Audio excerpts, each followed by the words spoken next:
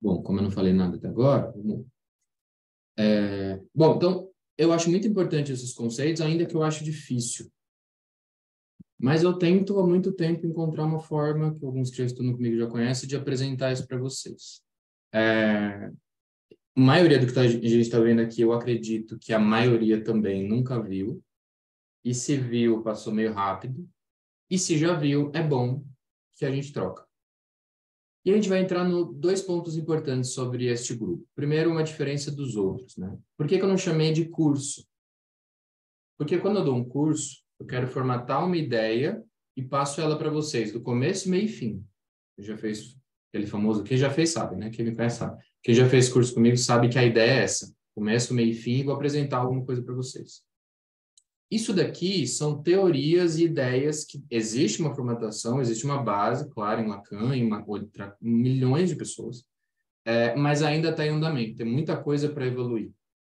E aí, por isso que eu estou chamando isso de grupo, para que a gente possa, de acordo com a minha organização de tempo, que é a parte mais difícil, como vocês podem perceber, eu não calo a boca, de, por exemplo, a gente poder trocar, de poder ouvir pensamentos de vocês, de poder ouvir o que vocês acham sobre isso, de vocês discordarem, de vocês concordarem e tudo mais. Por isso que, inclusive, diferente de outros grupos, eu estou enfatizando a ideia de sugestão de leitura antes e a porra toda. Outra coisa importante, outras duas, para vocês não deixarem esquecer. A primeira é que tem uma notícia boa e ruim sobre esse grupo, principalmente para quem já estudou algum grupo do Lacaniano. Notícia boa e ruim. Este grupo não é introdutório, assim como todos os outros do Lacaniano. E essa é a notícia boa e a ruim. Aí vocês decidam qual vocês querem ficar. Porque eu vou trabalhar através com a ideia de introdutório como significante, no sentido de isso daqui não é básico, né? Assim como, até porque no outro grupo de sexta-feira a gente está falando de gozo, então não sei o que chamar mais de introdutório nessa vida. Mas eu vou chamar de introdutório porque eu vou introduzir vocês nesses assuntos. Mas não é um conceito, nunca vi Lacan, talvez. Então, ou um outro motivo que eu tomei a decisão de no primeiro encontro falar meio um apanhado do que a gente vai ver é porque, primeiro, eu recebi comprovantes de inscrição, então assim, segue o comprovante de inscrição para esse grupo que eu não faço ideia do que é, mas eu quero. Então, vou apresentar um pouquinho do que a gente vai ver aqui. E até porque, se eu chegar no final e falar assim, gente, desisto, não quero nada disso, pelo amor de Deus, não tô com roupa para isso, não tô com tempo, não dá. Também vocês decidem sobre isso. E por último, eu acho que isso é parte muito importante para mim, eu queria fazer dois agradecimentos rápidos que ano passado eu estudei com uma pessoa e quando eu comecei essa pesquisa, eu estudava um monte de coisa aqui, estudava um monte de coisa aqui. E quando eu estudei com essa pessoa, ele me falou um nome que juntou, sabe aquele negócio quando a gente vai na cabeça? Juntou uma série de coisas para mim, enfim, foi muito importante, que é quando ele me apresentou o Cadeia de Markov, que eu sinceramente não conhecia e fui atrás e venho pesquisando desde então, que é o Pedro Fonseca. Pedro, atualmente, ele é da Pola São Paulo. Para quem conhece a Pola São Paulo, tá vendo que tem um monte de grupo aí e tudo mais, mas o Pedro não está dando nenhum grupo nesse momento, então talvez não seja tão conhecido quanto a maioria que tem lá, Boto, João, Amanda, Gabriel, etc. Mas o Pedro, ano passado, a gente fez um grupo convidado por ele, chamado Cyber Lacan. Eu não tenho certeza se alguém aqui estava lá. Mas nesse grupo a gente fez uma série de trocas, ele fez apresentação exatamente sobre esse tema. Eu não sei se esse grupo existe gravado, ele foi feito pela Pola Brasília. Então, quem quiser, depois se vocês quiserem eu vou atrás, mas também dá para dar uma pesquisada lá, uma conferida na Pola Brasília. Foram acho que 4, 5 encontros, não sei se tem para vender gravado, realmente não sei, pensei isso agora. Então, esse agradecimento é muito importante para mim e é uma das pessoas com quem eu troco. Conforme eu vou pesquisando, conforme eu vou avançando, eu falo, olha, achei isso aqui, o que você acha, etc. E a outra pessoa é o Hudson, e eu esqueci o sobrenome do Hudson. Olha que feio, eu chamo tanto ele de Hudson. Se alguém souber, bota no chat para mim, por favor. Senão eu vou mandar no grupo para vocês. Que é uma pessoa também que eu troco sobre isso, cibernética e a porra toda. Beleza? Bom, esse grupo tem outra coisa que ficou meio curso e grupo misturado é que ele tem encontros definidos, né? Os meus outros grupos de estudo, simplesmente a gente avança conforme vai o tempo. Andrade, obrigado, Marcelo. Hudson Andrade. E este grupo tem encontros precisos, são 8 encontros efetivamente. Completamente definido, catalogado pelo fato de que julho é férias. Não teve nenhuma matemática nisso, eu só contei as segundas-feiras até julho. Então, a gente vai terminar no final de junho, né? Julho não vai ter. E eu quero apresentar esses conceitos para vocês. Eu não tenho aqui a ideia de apresentar tudo isso em finitude, só para falar que a gente fala bonito. Mas muita gente aqui, eu vou apresentar alguma coisa nova, ok? Eu pedi a só lá com o Pedro, mas ele não conseguiu retornar, mas ele mandou 2 links. Ótimo. Úrsula, eu vou pedir também para você mandar depois no grupo do WhatsApp, porque aqui o chat, quando fecha, ele apaga. Tá bom? E lembrando disso, eu tenho um TDAHzinho básico. Mentira, tô brincando. Então, eu vou tentar, que eu me conheço, deixar o chat para depois, tá? Porque senão eu não vou para lugar nenhum. Mas pode ir mandando aí que depois a gente vê tudo junto. Isso, 8 encontros, e vamos lá. Tudo bem por enquanto? Alguma perguntinha sobre o andamento do grupo? Não? Às vezes eu esqueço alguma coisa, vocês me ajudam. Bom, fiz uma apresentaçãozinha de PowerPoint, e a ideia hoje é apresentar o que a gente vai ver minimamente. Bom, neste momento, uma frase que vocês não aguentam mais ouvir quem estuda comigo, eu vou olhar para o lado. Mas não é uma música, mas eu vou olhar para o lado porque o slide está aqui. Vamos lá. Estou supondo que apareceu a apresentação, que é coisa que vocês me gritam. Então, a ideia é falar do acaso, né? Por que eu escolhi esse nome? Inclusive, cadê ela? A Bruna, que está aqui, foi quem me ajudou a escolher esse nome. Eu pensei em 400 nomes para falar sobre isso. Mas eu acho que ficou muito bom essa ideia de que pensar no acaso, pensar na aleatoriedade. E essa lição 23 do seminário 2 começa a falar sobre isso. Tá? Então, bom. Vamos pensar da seguinte forma, tá? Então, vamos supor que alguém vira e fala alguma coisa, tá? Simplesmente a pessoa vai lá e fala. Ela estava no banco. Eu poderia fazer essa brincadeira aqui com vocês, virar para todos vocês, falar alguma coisa. Quando vocês ouvirem o que eu vou falar, é muito provável que cada um interprete de uma maneira, cada um signifique de uma maneira. E é isso que eu quero passar para vocês. Quando se escuta esse tipo de frase, de alguns que já conhecem a ideia de significante e tal, você pode ver que eu não vou falar da manga. A famosa manga, eu não vou nem falar da manga, que eu não aguento mais manga. Então, se alguém vai lá e fala, ela estava no banco. Então, essa primeira pessoa pode ter uma ideia sobre o que eu quero dizer com essa frase. Uma outra pessoa pode imaginar uma outra coisa sobre essa frase. E uma outra pessoa pode imaginar uma outra coisa sobre essa frase. Ok? Então, a partir de uma frase, eu significo isso de alguma forma. Beleza. Partindo dessa ideia, vamos começar a ir mais no detalhe disso. Então, se eu faço um grito assim disso só, eu só falo su e peço para vocês completarem. Vamos supor que eu faça isso para eu comprometer vocês? Vamos supor que eu faça isso e aí eu tenho 3 pessoas aleatórias que falam ao mesmo tempo completando essa frase. Essas pessoas vão completar ao mesmo tempo com coisas diferentes. Então, vai dizer suficiente, sucesso, sujeito. Esse último aí é lacaniano, não vou dizer. E aí você tem uma... Por que cada um falou desse jeito? Por que cada um completou dessa forma? E aí a gente vai começar a pensar, por quê? Será que isso tem a ver com acaso? Será que existe alguma forma de eu entender por que cada um falou desse jeito? E aí, para quem lê o texto vai lembrar dessa parte. Quando a gente está falando do acaso, eu posso dizer que há uma intenção naquilo que foi dito? Existiu, de fato, uma intenção de dizer o que foi dito? Eu poderia falar o que é intenção. Isso foi necessariamente aleatório? Alguma coisa que alguém falou, no nosso caso, na clínica, é aleatório? E aí a gente conhece, desde o Freud, que se chama associação livre. E aí, quando a gente tem como resposta associação livre, eu aponto para vocês, será? E ao mesmo tempo lhes respondo, não é tão livre assim. É exatamente sobre isso que a gente vai falar durante 8 encontros. O que é, o que não é essa associação livre, se ela não é livre, de que forma acontece essa associação, da onde vem, por que vem, o que come, o que bebe, ok? Então, vamos lá. Então, a gente está falando de um pensamento, né? Estamos falando daqui da ideia de pensamento. Como a gente vira e faz um manejo Facebook com o paciente e fala, o que que você está pensando?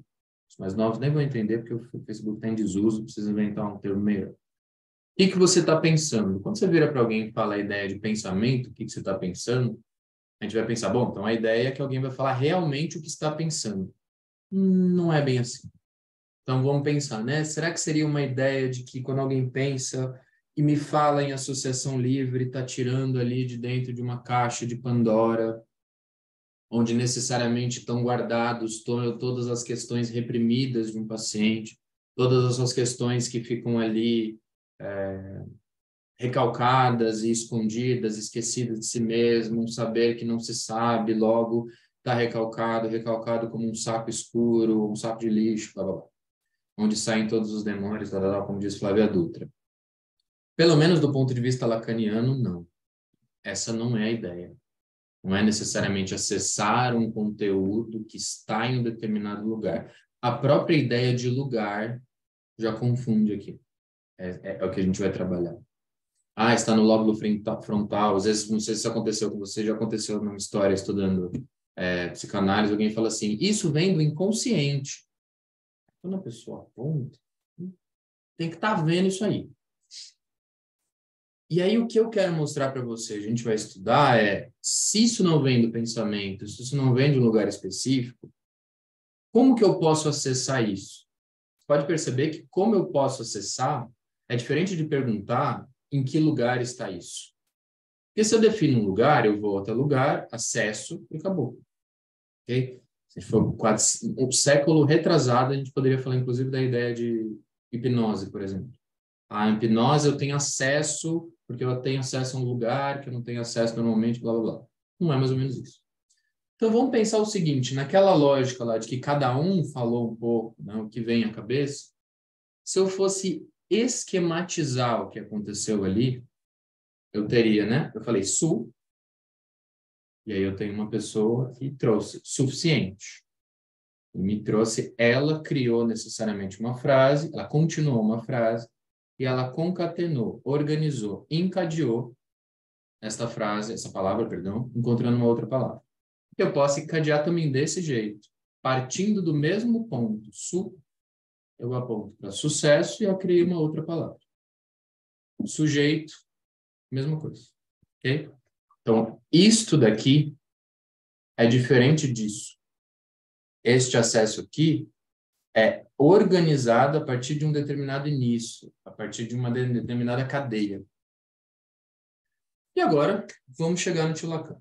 Bom, esta... É só uma frase? Não, parágrafo. Se eu não me engano, é um parágrafo. Este parágrafo é o que deu início, deu ideia de tudo que eu estou falando aqui, que apareceu umas zilhões de coisas. Como que pode um parágrafo me fazer comprar 20 livros? Eu ainda estou tentando entender. Mas é mais ou menos isso aqui. Ó. Ele vai dizer, nessa lição que eu indiquei para vocês, Lacan vai dizer o seguinte. Sabe-se que a máquina não pensa. Okay? E aí, por que estamos falando de máquina? Calma. Um parênteses importante. Em muitos momentos desse grupo, vocês vão pensar assim, gente, não era psicanálise? Porque faz 3 semanas que eu não vejo falar de psicanálise.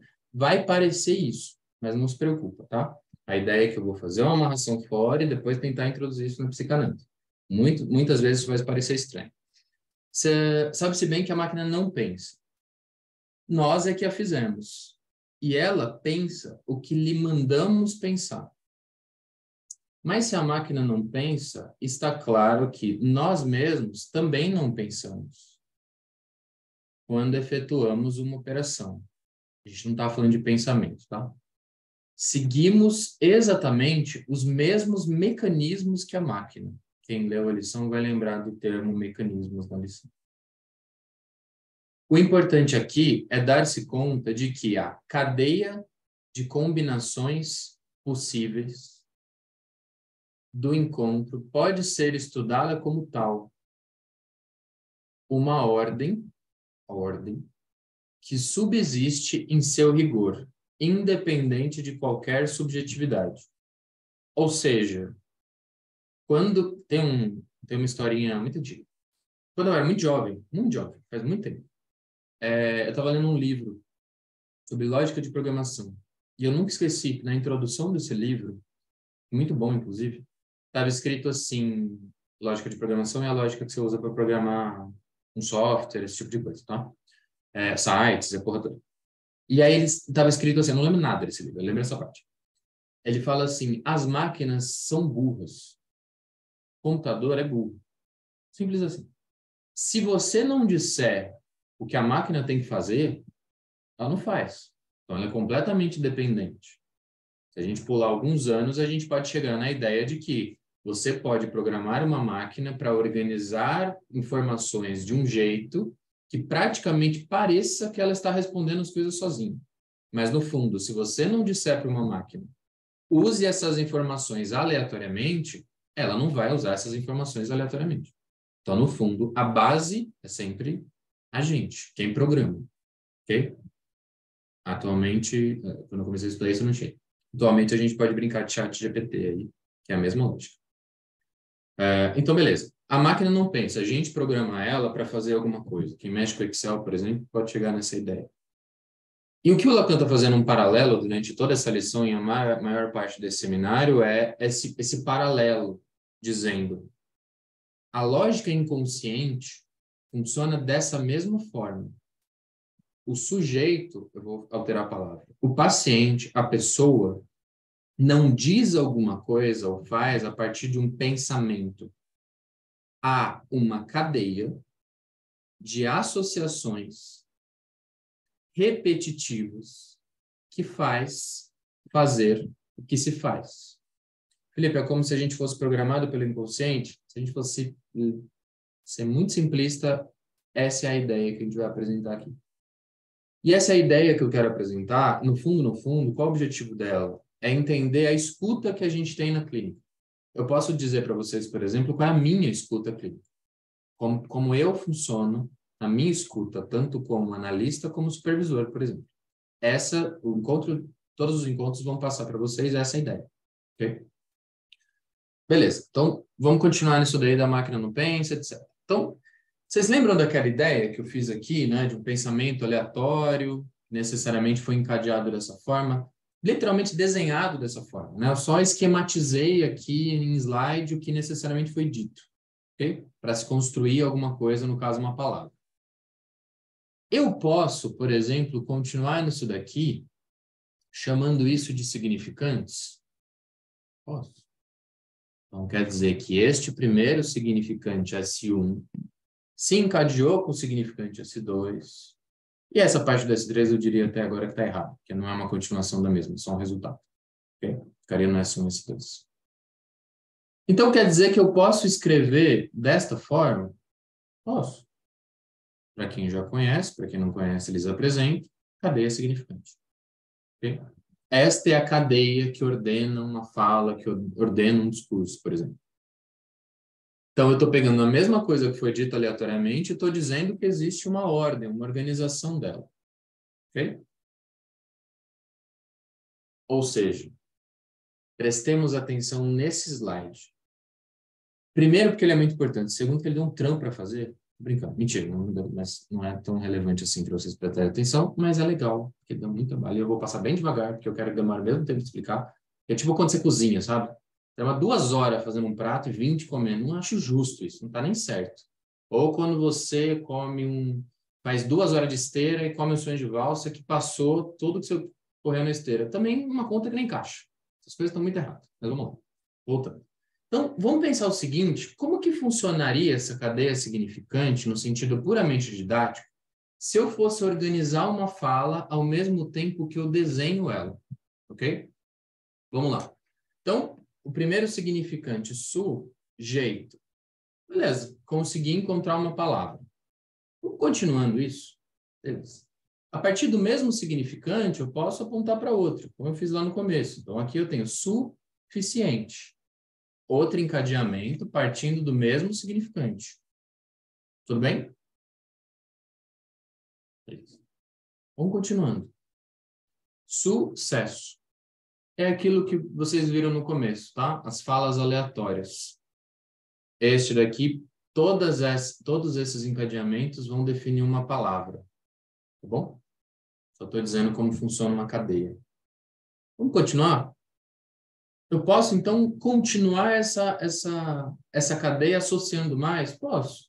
Sujeito é estruturado. Um sujeito é estruturado. Montei uma frase nova. Por enquanto, eu estou trabalhando quase do ponto de vista gramatical, tá? Essa não é a ideia mais para frente, isso aqui é só para ser didático com vocês. Beleza. Sujeito é estruturado. Acabei de montar mais uma. Vamos continuar? Vamos. Sujeito é estruturado pelo analista. Aí coloquei até um ponto final, porque o ponto final define o final de uma associação, nesse caso. Beleza, a partir dessa associação aqui... O mouse está aparecendo, gente? Tá. A partir desta associação, S1, S2, S3, não escrevi aqui por uma questão de tempo, S4 quer dizer que eu definiria sujeito é estruturado pelo analista. Esta frase que eu organizei desse jeito, veio um significante depois do outro. Não é um pensamento, não é aleatório. Posso continuar? Posso. Sujeito é estruturado como linguagem. É uma outra associação que eu posso fazer seguindo outros significantes. Suficiente, não sou. Outra frase que eu posso organizar por uma cadeia. Sucesso é ser feliz.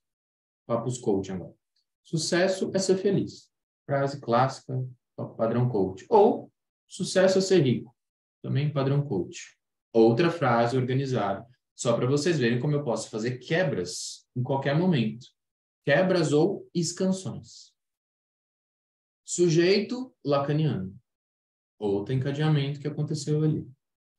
Sujeito mau caráter. Sujeito lacaniano, ponto. Acabou.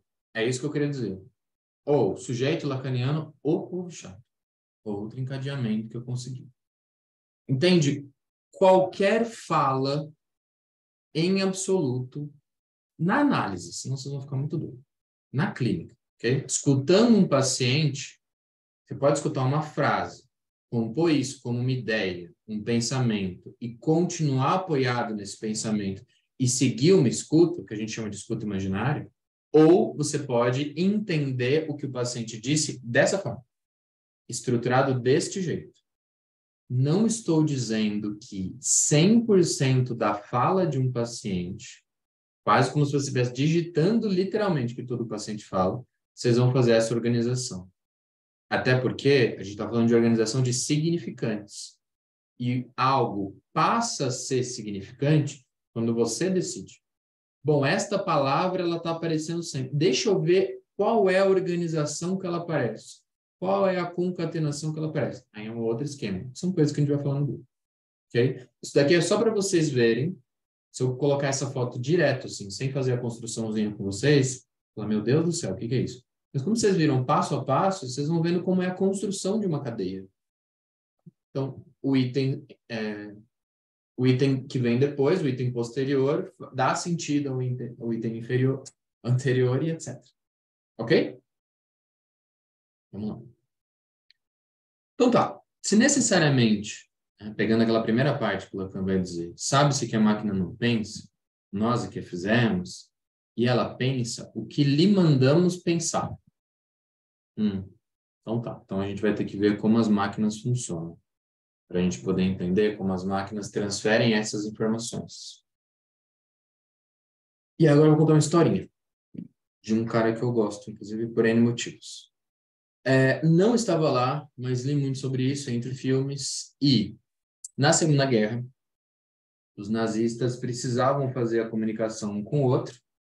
Não tinha MSN, porque não sei se sabe MSN, olha, eu falho de idade. WhatsApp, não tinha nem MSN. Que entrou um pterodátilo no olho. Não tinha WhatsApp. Não sei se vocês sabem, a comunicação do WhatsApp atualmente é criptografada, dizem. E aí os nazistas tinham que virar e mandar assim, escuta, explode tal lugar lá, escuta, invade tal lugar lá.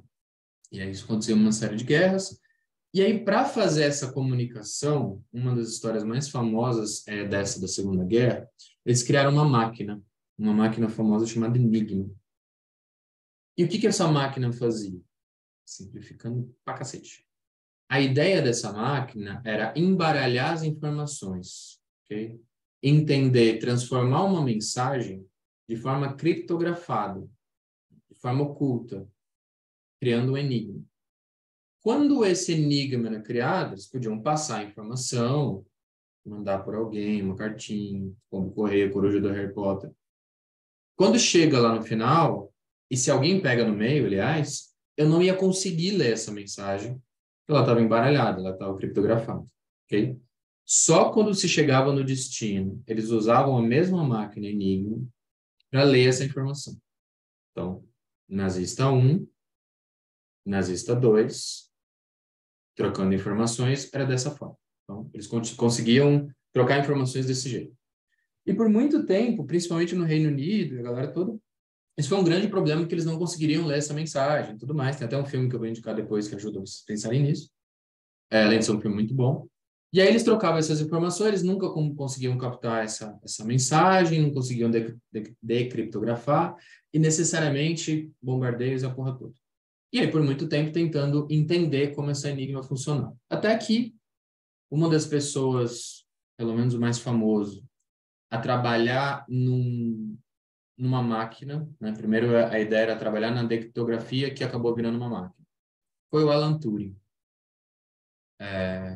O Alan Turing cria uma máquina baseada no pensamento da Enigma, que tinha como objetivo entender qual era a chave que a Enigma estava usando para necessariamente decriptografar, descobrir as mensagens e aí entender o que os alemães estavam falando um com o outro.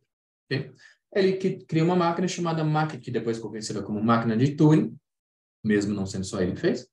E aí uma máquina gigante, trabalhada com válvulas e tudo mais, que a gente for pular umas casinhas, é uma máquina que até hoje é usada como exemplo das primeiras ideias de um computador. Então essa máquina tinha como objetivo entender o que a Enigma fez. Acho que tem um ponto importante que eu vou falar depois, num slide um pouco mais claro. A máquina de Turing, isso é muito importante, inclusive, para o que eu vou dizer. Lembra que eu falei que às vezes parecem que nem é psicanálise? Aguenta aí. Para vocês entenderem a ponte que eu quero fazer, ok? Importante, a máquina de Turing não decriptografava uma mensagem. Ela não pega uma mensagem e transforma numa mensagem possível de ser lida. Não. A máquina de Turing descobria qual foi a chave, qual foi o mecanismo de troca de palavras que foi usado.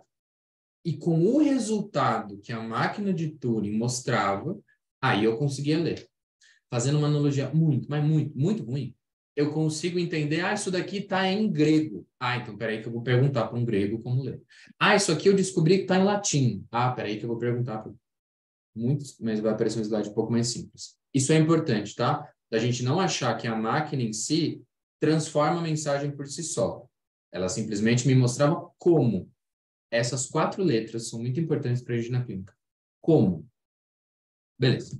Então, isso aconteceu, isso é um dos grandes exemplos da questão de criptografia, de como uma máquina funciona e tudo mais, pelo menos no exemplo de mensagem. A gente vai falar, inclusive, mais como a máquina funciona quando a gente fala de bole. E eu acho que vale fazer uma citaçãozinha rápida, importante. Alan Turing foi condenado depois de praticamente, dizem os matemáticos e os historiadores, que ele reduziu a guerra em uns 2 anos, mais ou menos, com a descoberta dele. Mas o Reino Unido acusou ele, prendeu, e ele foi solto, acusado de... Tem um termo muito ridículo da lei que eu esqueci, acho que era atos obscenos. Mas o Alan Turing era homossexual. E quando ele foi visto, etc., com outro homem, ele foi preso, e aí eles deram a opção de ou ser preso ou castração química. Ele ficou preso em casa, com castração química. Enfim, ele, no final das contas, se suicidou mordendo uma maçã com veneno. Em 2009, se não me falha a memória, o primeiro-ministro britânico concedeu perdão a Alan Turing. Um pouco tarde. Então, Rainha Bebete aí tem mais essa na conta que eu acho que é importante citar. Pô, Felipe, você deixou mal climão, é só para a gente trocar essa ideia aqui de falar mal de colonizadores. E aí esse livro não, perdão, esse filme tem os livros também, para quem quiser depois, chama O Jogo da Imitação, ele conta um pouco dessa história de uma forma, inclusive, muito bonita, bem atuada e tudo tal, que o Doutor Doutor Estranho faz esse filme, ok? O Jogo da Imitação. Explicado de onde vem essa ideia, porque muitos historiadores e teóricos que eu usei, que eu vou usar, falam da máquina de Turing como um bom exemplo disso. E aí eu vou explicar para vocês como funciona essa troca de mensagem, seja baseado na Enigma ou não, ok? Vamos pensar numa troca de mensagem simples entre duas máquinas, beleza?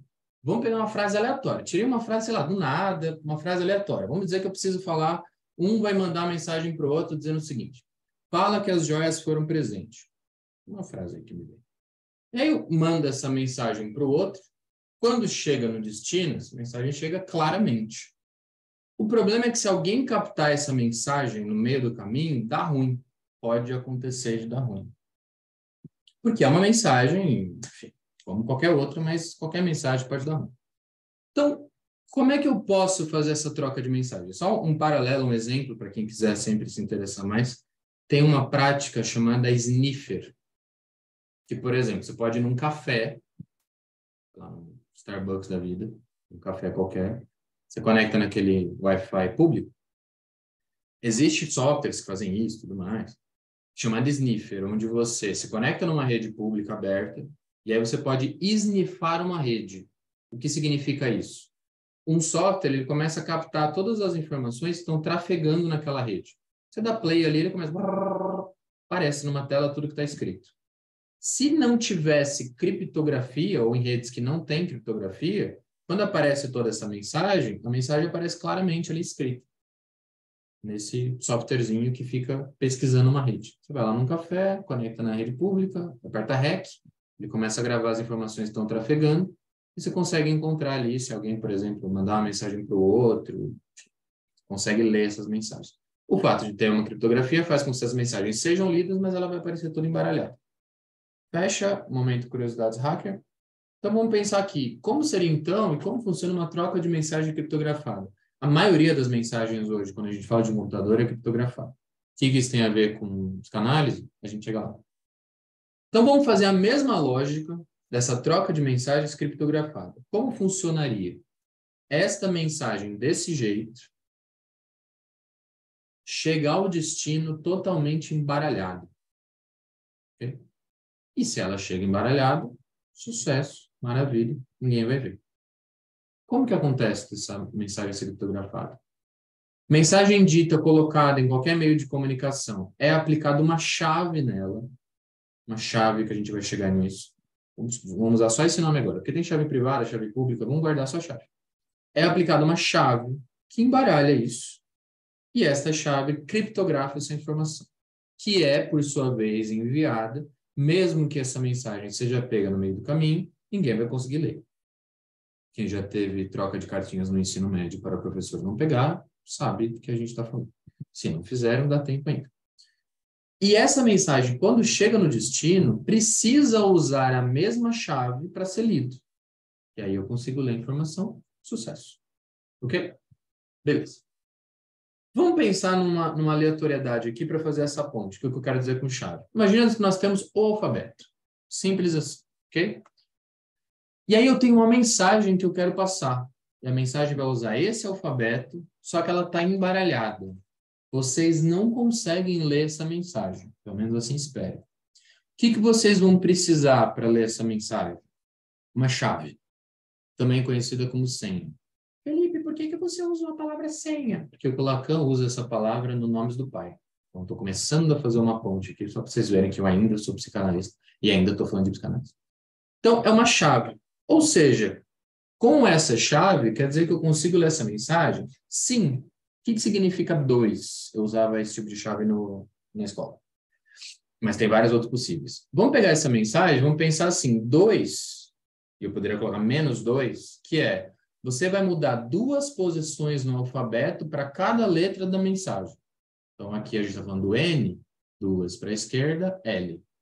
C, 2 para a esquerda, A. E, 2 para a esquerda, C. E assim vai. Aí a gente consegue ter uma mensagem resolvida. É assim que funciona uma chave. E o que eu quero que vocês entendam, o mais importante, não é que eu quero que vocês passem a criptografar mensagens. Façam o que vocês quiserem. Mas é vocês perceberem que sem a chave, eu não consigo entender a mensagem. Ok? Agora, vamos fazer um paralelo? Linguagem, imaginário, simbólico e a mensagem. Ou seja, agora a gente começou a voltar para a psicanálise. Vocês percebem que o simbólico não é uma informação. A gente não vai falar, vou acessar o simbólico. Isso vem do simbólico. Isso é coisa do simbólico. Analista trabalha só com o simbólico. Não, o simbólico é a chave para você entender o imaginário. Mas, Felipe, as informações do paciente não vêm embaralhadas, será? Se você pensar na lógica, e eu estou simplificando bastante, mas se você pensar na lógica consciente e inconsciente, que é um embaralhamento, e você vai precisar estruturar o inconsciente, separar ele, você vai precisar entender esse simbólico. Ok? Tá, mas espera aí. Quando o paciente me diz alguma coisa, a gente não combinou antes uma chave. Ele não vira para mim e diz assim, seguinte, o simbólico é esse. O simbólico da chave, assim como na Enigma, está no imaginário. Você não tem esse simbólico, essa chave separada. Você tem que entender como as coisas estão embaralhadas olhando o embaralhamento. Calma. Lembra do desafio que eu mandei para vocês no WhatsApp? Não sei se vocês conseguiram. Vamos lá. Então, a ideia é, né? O desafio é, a primeira letra é P, a segunda é E, a terceira é R. Qual é a quarta? Eu nem coloquei quarta letra para não facilitar. Não sei quem conseguiu. Quem conseguiu? Fala de novo aqui, agora que está todo mundo. 1, 2. Nem tentei. Tá. Posso dizer qual é que eu acho? Ainda não. Você só me disse se você acertou. Mas pensa comigo aqui. Vamos lá. Qual é a ideia? Por que eu mandei isso para vocês? Eu preciso olhar dentro desse conteúdo para entender por que a primeira é P e a segunda é E e a terceira é R. Aí eu posso entender qual é a quarta. Ou seja, vamos fazer com calma? A primeira letra da palavra primeira é P. Talvez aqui, com essa informação, eu já conseguiria. Mas vamos um pouquinho mais. A segunda letra da palavra segunda é E. A terceira letra da palavra terceira é R. Então, qual que é a quarta? Eu vou usar a chave que eu entendi lendo um conteúdo que me foi dado. A chave é a leitura da ordem das letras na palavra. Para eu entender, que é a quarta, que é o R. Entenderam esse desafio? Ou seja, vocês percebem que a chave de leitura está na própria questão. Não veio de fora. É igual ao imaginário.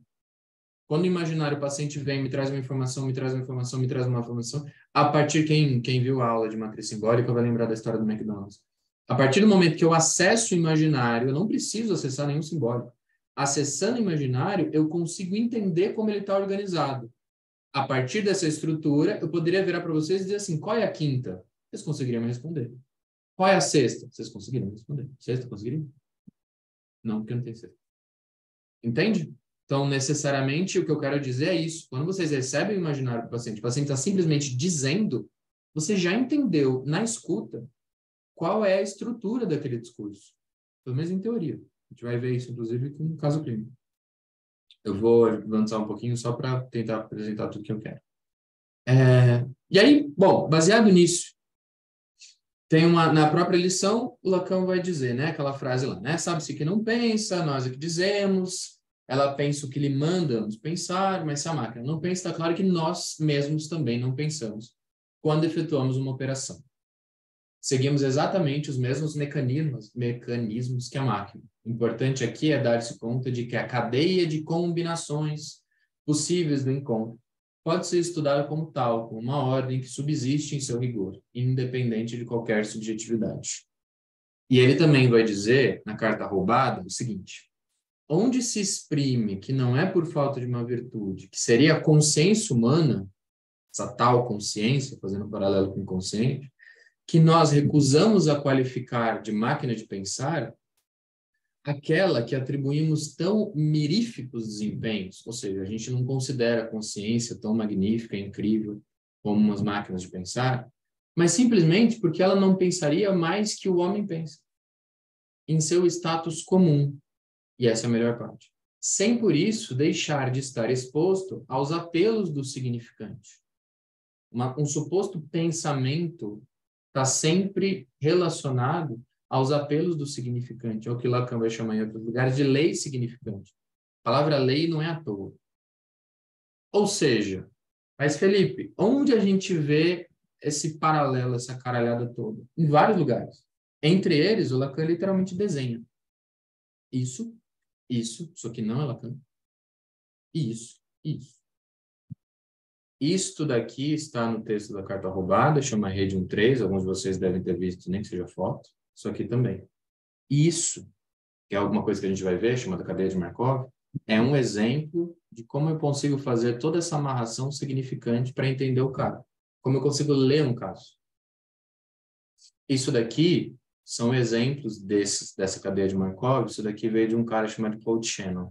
Quem está lá no grupo da carta roubada, que se não tiver, indico que esteja, de quarta-feira, de grátis, etc., tem gravado. A gente está falando sobre, eles estão falando, a gente está repetindo para eles. E na quarta-feira, não dessa, na outra, o Luiz Boto vai apresentar isso aqui, passo a passo.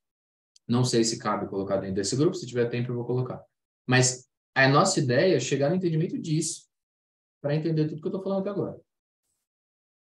Ah, Felipe, mas eu não consigo entender isso. Eu já vi várias vezes essas fotos, só que é 0 e 1, tá? Eu já vi várias vezes essa foto, mas para mim não faz sentido. Assim como você tem uma ordem dos significantes lá, que eu já falei, de sujeito, suficiente, né? Fazendo ali um encadeamento, aqui também tem um encadeamento, tá? Dentro do aleatório a gente vai chegar nisso. Para quem nunca viu isso, de andar de metrô. Esse aqui, por exemplo, é o metrô de Recife. Vamos supor, eu nunca fui em Recife.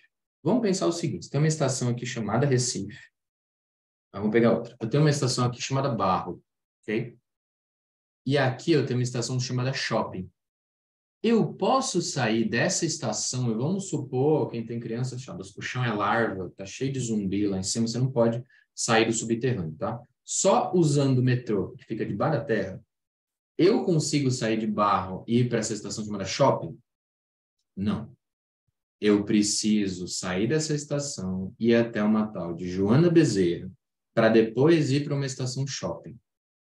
Da mesma forma que um significante, no discurso de um paciente, muitas vezes não consegue ir diretamente para o outro, sem passar obrigatoriamente por um determinado.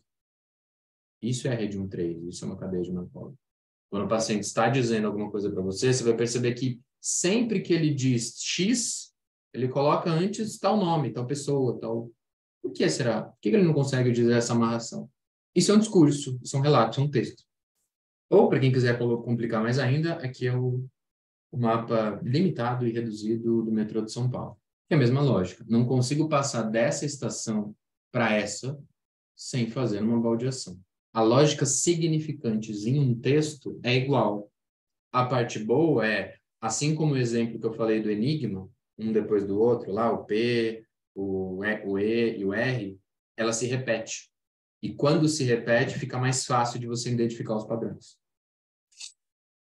E aí, só para botar texto para vocês verem tudo que a gente vai ver, o Kittler, que é um cara que eu vou apresentar para vocês, falando da teoria dos jogos e tudo mais, ele vai dizer, no lugar do pensamento, entrou a álgebra booleana, que a gente vai ver também. No lugar da consciência, o inconsciente, que faz a carta roubada de Poe, uma cadeia de Markov, que a gente vai ver essa cadeia de Markov. E o fato que o simbólico seja chamado de mundo da máquina abole o delírio do assim chamado ser humano de ser diferente e algo mais do que uma máquina de calcular. por meio de uma característica chamada consciência. Pois ambos, tanto gente quanto computador, estão expostos ao apelo do significante, é o que a gente viu agora há pouco. Ou seja, ambos rodam segundo um programa. E Lacan já falou algo assim, carta roubada, para ser mais exato, página 55 dos escritos. E meditando como que ingenuamente sobre a proximidade com que atinge o triunfo de sintaxe que provém nos determos na exploração da cadeia aqui ordenado, na mesma linha adotada por Poincaré e Markov. Markov que a gente vai ver. Ou seja, essa cadeia ela tem uma fonte, né? Ela veio de Markov, ela veio de uma galera, ela não veio do nada. E essa leitura de um texto clínico segue esta lógica que eu estou apresentando para vocês. Por isso, uma coisa que eu falo muito supervisão, mas não aguento mais ouvir mas foi isso que o paciente disse? O paciente usou essa palavra?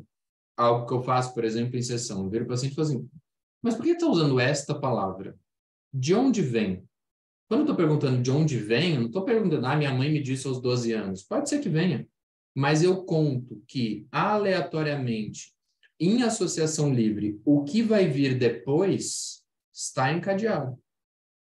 Às vezes eu viro para o paciente, por exemplo, que para mim funciona do ponto de vista da técnica, eu falo, mas você disse 8 vezes essa palavra, ou seja, na minha cabeça eu estou imaginando um S1, essa palavra encadeada em vários lugares. Por que essa palavra aparece tanto? Porque ela tem que aparecer por algum motivo. É isso que a gente vai ver, inclusive, em caso clínico. Consegui terminar o que eu ia falar em pouco tempo. Quando vocês respiram, deixa eu ver o chat. Os links, chit-on, chit-out, brincadeira legal, não consigo abrir agora. Manda no grupo, Marcelo. Úrsula. Quando o analista escolhe os significantes, o que era inicialmente ao acaso, passa a ter uma determinação, essa leitura da repetição dos significantes vai ser lida com uma intenção, não é mais aleatório. A determinação já estava lá, o analista que criou. Quando o analista escolhe os significantes, é que ele aposta... Cadê a Úrsula aqui embaixo? É que ele aposta que aquele significante tem alguma amarração na cadeia. Tem tudo a ver com uma leitura. Ou seja, esta criação toda que a gente está fazendo de um significante amarrado com outro, o analista vai apostar, bom, este significante eu estou entendendo, mas ele está amarrado com o quê? O que vem depois dele? O mais interessante, entre esse significante e esse que apareceu, eu vou criar um hiato. Eu vou perguntar, o que está amarrando esses dois? Qual é o significante oculto que não está amarrando nenhum deles? Etc, etc.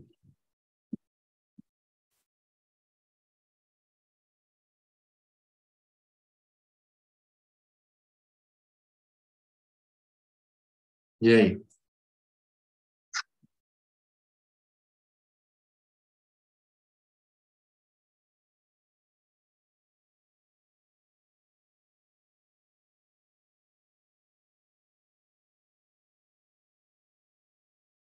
Pã?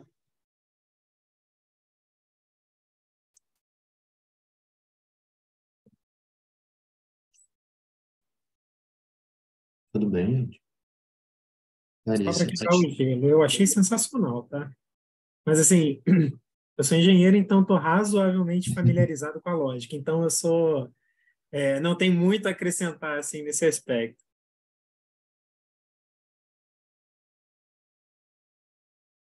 alguém nunca viu isso?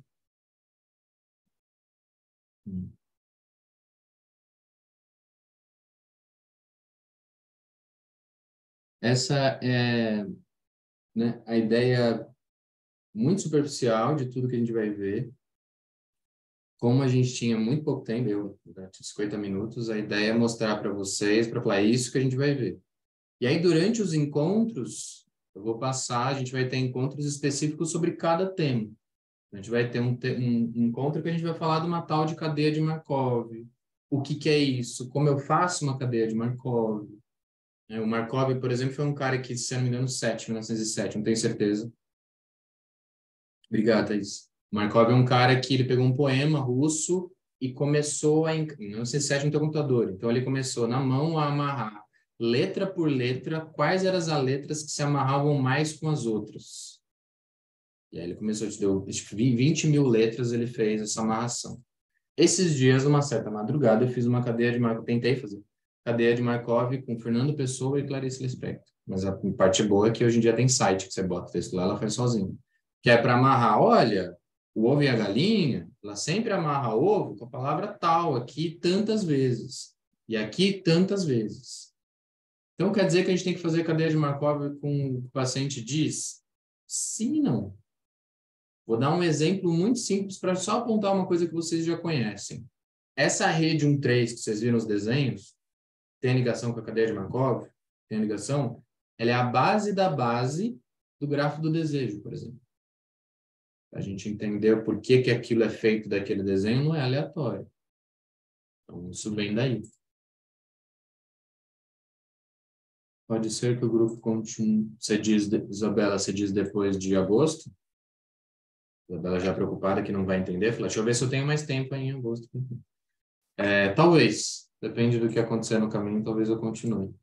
Úrsula, as possibilidades de transição na cadeia significante é finita, certo?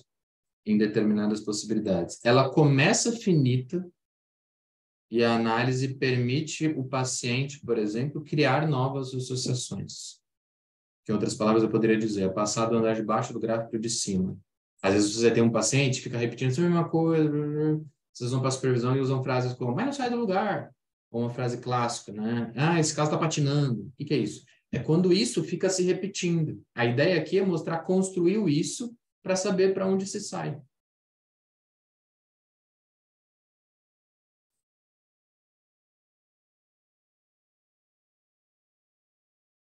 Bom, é isso. Se vocês deixarem, eu falaria desse assunto até meia-noite. Mas agora tem outro grupo.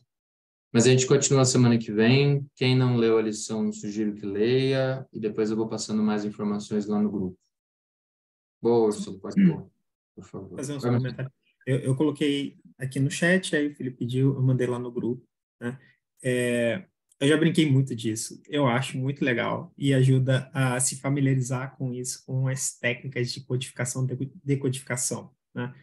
Muita gente já brincou de maneira muito artesanal, assim, no colégio, trocando bilhetinho, cifra, né? Troca essa letra por esse número e tal. E existem diferentes técnicas que já foram usadas, assim, para comunicação durante guerra, assim, coisas muito, muito antigas, e existem coisas mais sofisticadas, né? O livro e o filme Código da Vinci se baseia nisso também. Aí eu coloquei um que assim já gerou umas brincadeiras bem legais, que é a cifra de Vigenère.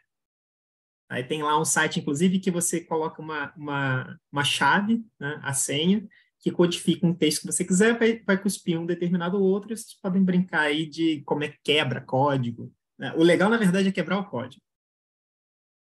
Obrigado. É isso, pessoal. Pessoal do grupo dos inscritos, já manda o link lá, porque tem que fechar aqui para ele gravar. Até semana que vem, pessoal. Obrigadão.